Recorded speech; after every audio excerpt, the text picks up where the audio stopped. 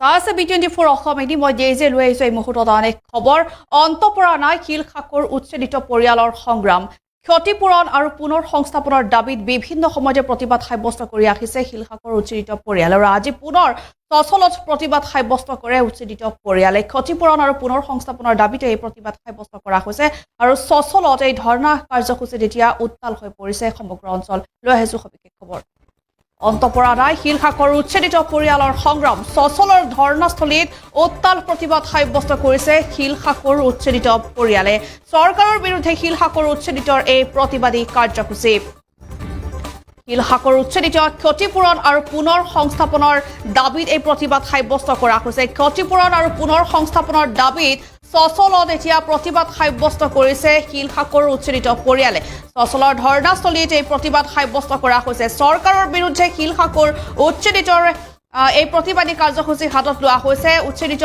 পৰিয়ালক ক্ষতিপূৰণ আৰু পুনৰ সংস্থাপনৰ ব্যৱস্থা কৰি নিদিয়াৰ বাবে সময় এইদৰে প্ৰতিবাদ সাব্যস্ত কৰি আহিছে শিল খাকৰ উচ্ছেদিত পৰিয়ালসমূহে চৰকাৰৰ বিৰুদ্ধে উচ্ছেদিত 1203টাকৈ পৰিয়ালক পুনৰ সংস্থাপনৰ বিষয়টো বিবেচনা নকৰাৰ অভিযোগ উত্থাপন কৰিছে শিল খাকৰ উচ্ছেদিত পৰিয়ালে আৰু মাত্ৰ কেইটামান নিৰ্বাচিত পৰিয়ালকে সামান্য ক্ষতিপূৰণ দি প্ৰতাৰণাৰ অভিযোগ চৰকাৰৰ বিৰুদ্ধে চৰকাৰে উচ্ছেদিত পৰিয়ালক সংস্থাপনৰ প্ৰতিশ্ৰুতি দিও পালন নকৰাৰ অভিযোগতে এই প্ৰতিবাদ সাব্যস্ত কৰা হৈছে চৰকাৰৰ বিৰুদ্ধে শিল খাকৰ উচ্ছেদিতৰ প্ৰতিবাদী কাৰ্যসূচী সচলৰ ধৰ্ণাস্থলীত এইদৰে প্ৰতিবাদ সাব্যস্ত কৰা হৈছে উচ্ছেদিত পৰিয়ালক সংস্থাপনৰ প্ৰতিশ্ৰুতি দিও পালন নকৰাৰ অভিযোগ এই প্ৰতিবাদকাৰীসকলৰ লোকসভা নিৰ্বাচনৰ তৃতীয় পৰ্যায়ৰ ভোট গ্ৰহণৰ প্ৰাক মুহূৰ্ততে শিল খাকৰ উচ্ছেদিতসকলৰ দাবীসমূহ চৰকাৰে সমাধান নকৰিলে শাসক দলৰ বিৰুদ্ধে উপযুক্ত পদক্ষেপ গ্ৰহণ কৰাৰ হুংকাৰ দিয়ে প্ৰতিবাদীসকলে আৰু শিল খাকৰ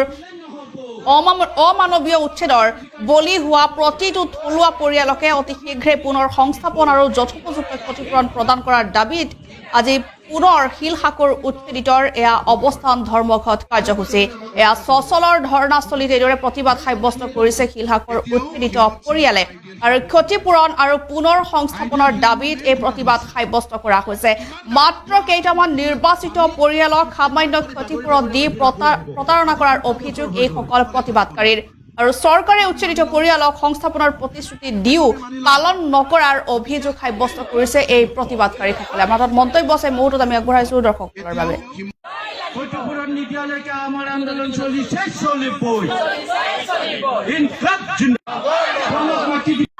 চাওক এতিয়া ইলেকশ্যনৰ বতৰ শদিয়াৰ পৰা ডুবুৰীলৈকে উজনি নামনি হিমন্ত বিশ্ব শৰ্মা ডাঙৰীয়াকে ধৰি অসমৰ প্ৰতিগৰাকী মন্ত্ৰী বিধায়কে বিজেপি নেতাই আনকি কেন্দ্ৰীয় নেতাসকলো আহি মুখত আখৈ ফুটা দি ফুটিছে খিলঞ্জীয়া জাতি মাটি ভেটি ডিঙিত গামোচা আৰু কেন্দ্ৰীয় নেতাবিলাক নৰেন্দ্ৰ মোদী অমিত শ্বাহেও আহি মুখত ফুটাই নুফুটাই জয় আই অসম কিন্তু আচলতে খিলঞ্জীয়া মানুহ অসমত কেনেকৈ আছে আজি তাৰ জীয়া ছবিখন আমাৰ শিল খাকৰ বুকুত এই মুহূৰ্তটো স্পষ্ট হৈ আছে যিখন চৰকাৰে জাতি মাটিৰ ভেটি কথা কৈছিলে খিলঞ্জীয়াক মাটিৰ অধিকাৰ প্ৰদান কৰাৰ কথা কৈছিলে বাৰে বাৰে কৈছিলে যে আমি খিলঞ্জীয়া মানুহৰ ভাগ্য সলনি কৰি দিবৰ কাৰণে বিজেপিয়ে অসমত চৰকাৰ গঠন কৰিম আমাক এবাৰ আপোনালোকে ভোট দিয়ক কিন্তু ভোট লোৱাৰ পাছত আজি শিল খাকৰ বুকুত বছৰ ধৰি বসবাস কৰি থকা 1203টাকৈ পৰিয়ালক তেওঁলোকক মাটি কাঢ়ি ল'লে ঘৰ কাঢ়ি ল'লে তেওঁলোকৰ সপোনৰ ঘৰখন খুপি কষ্ট উপাৰ্জিত ধনেৰে কোনোবাই যদি ৰিক্সা চলাই বনাইছিলে কোনোবাই 3rd গ্ৰেড 4th গ্ৰেডৰ চাকৰি কৰি কষ্ট কৰি বনাইছিলে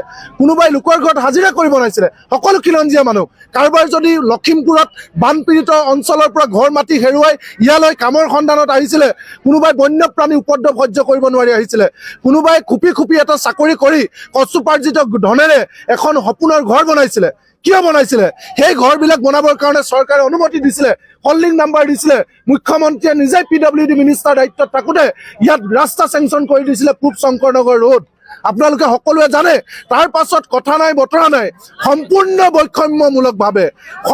বৈষম্যমূলক একেই শিল খাকৰ পাৰত আজিৰ দিনটোতো জিঞ্জাৰ হোটেল থিয় হৈ আছে মালিক ৰতন টাটা হিমন্ত বিশ্ব শৰ্মাৰ খিলঞ্জীয়াৰ ডিক্সনেৰীত ৰতন টাটা হৈছে খিলঞ্জীয়া আজি আপোনালোকে বলক শিল খাকৰ বুকুত মেইন খুঁটাটো থিয় হৈ আছে আইডিয়েল শিলভিউ যাৰ মালিক হৈছে হিম্মত সিংকা হিমন্ত বিশ্ব শৰ্মাৰ খিলঞ্জীয়াৰ ডিক্সনেৰীত খিলঞ্জীয়া হৈছে হিম্মত সিংকা এইজন হিমন্ত বিশ্ব শৰ্মাই কৈছিলে ইলেকশ্যনৰ আগত মই যদি অসমৰ মুখ্যমন্ত্ৰী হওঁ বদৰুদ্দিন আজমলক দিছপুৰৰ 1 কিলোমিটাৰ ভিতৰত সোমাবলৈ নিদিওঁ।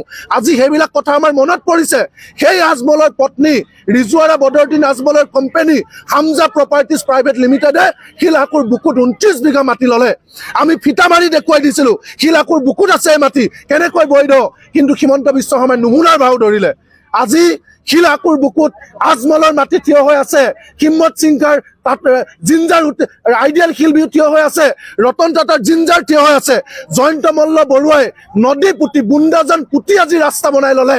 কিন্তু মোৰ বড়ো মানুহ, মোৰ মিচিং মানুহ, মোৰ কলিতা মানুহ, মোৰ মণিপুৰী মানুহ, মোৰ আহোম মানুহ, চুতীয়া মানুহে আজি মাটি নাপায়। সেয়া হৈছে হিমন্ত বিশ্ব শৰ্মাৰ খিলঞ্জীয়া, সেয়াই হৈছে বসুন্ধৰা।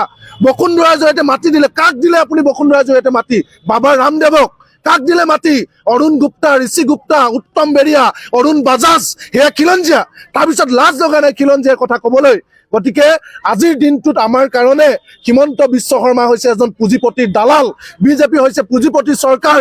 গতিকে আমাৰ বুকুত প্ৰত্যেকটো জেচিবিৰ কোপ আমাৰ বুকুত বাজি আছে, প্ৰতি চপৰা ইটাৰ শব্দ আজি আমাৰ কাণত বাজি আছে। তেনেকৈ 2টা বছৰ মানুহে গছৰ তল, ৰাস্তা, গোহালি, বাৰাণ্ডাত কটাইছে, কিন্তু হিমন্ত বিশ্ব শৰ্মা চৰকাৰে এক মুহূৰ্তৰ কাৰণে এটা খবৰ নল'লে। গতিকে আমি হিমন্ত বিশ্ব শৰ্মা চৰকাৰক শেষবাৰৰ কাৰণে কৈছোঁ, অহা 7 মে'ত লোকসভা নিৰ্বাচন, এতিয়াও সময় আছে। যদি আপোনাক গুৱাহাটীবাসীৰ ভোট লাগে, যদি খিলঞ্জীয়া মানুহৰ হাও নালাগে, খিলঞ্জীয়া মানুহৰ বুকুৰ হাৱে যদি ব্ৰহ্মপুত্ৰত বিজেপিক দলিয়াই দিব নালাগে, 7 মে'ৰ আগত আমাৰ লগত কথা পাতক। হয়নে নহয় ৰাইজ? 7 মে'ৰ আগত কালিলৈ আপুনি পাথৰ কুঁৱাৰীলৈ আহিব, আমি ইয়াতে আছোঁ, আমি শিলহাকুৰ বুকুত আছোঁ, কাইলৈ আপুনি শিলহাকুলৈ আহিব, আমাৰ লগত কথা পাতক। আমি এতিয়াও ৰৈ আছোঁ। 7 মে'ৰ আগত আপুনি কথা পাতক, কথা পাতি আমাৰ পুনৰ সংস্থাপনৰ বিষয়টো মীমাংসা কৰক। অন্যথা শিলহাকুৰ মানুহতকৈ ভয়ানক মানুহ আপোনাৰ কাৰণে কোনো নহ'ব।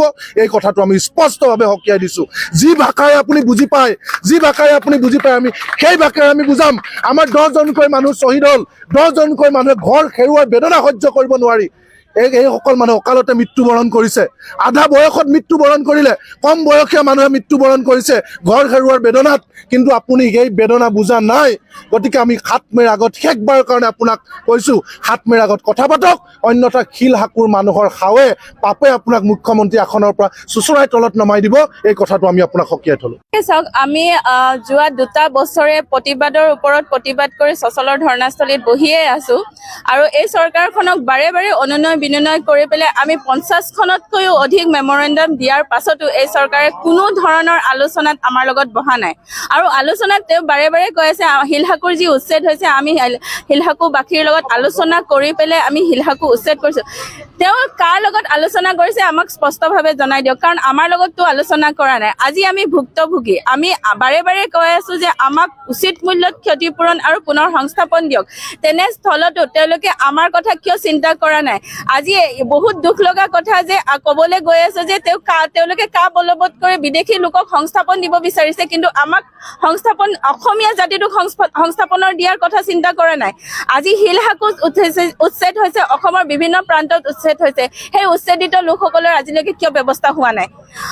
আজি নিৰ্বাচন 2টা পৰ্যায় হৈ গ'ল, আৰু আগন্তুক 7 মে' তাৰিখত যি নিৰ্বাচনৰ আৰম্ভ হ'ব, তাতে আমি এই চৰকাৰখনক উচিতভাৱে প্ৰত্যুত্তৰ দিবলৈ প্ৰস্তুত হৈছোঁ। তেওঁ নাভাবিব যে শিলহাকুত মাত্ৰ 1200টা পৰিয়াল উচ্ছেদ কৰিছোঁ, 1203 ঘৰ উচ্ছেদ কৰিছোঁ। এই 1203 ঘৰৰ লগত আৰু 5জনকৈ সদস্য এঘৰত, আৰু সেই 5জনৰ লগত কিমান সদস্য আছে সেইটো তেওঁ ভালদৰে জানি লওক। আৰু এতিয়াও সময় আছে, 7 মে'ৰ এতিয়াও 7 মে'লে এতিয়াও 4টা দিন বাকী আছে, বাকী কেইটামান দিন আহক, আমাৰ লগত আলোচনা কৰক, আমাৰ সমস্যা সমাধান কৰক, আমাৰ যি দাবীসমূহ আছে সেই দাবীসমূহ পূৰণ কৰক।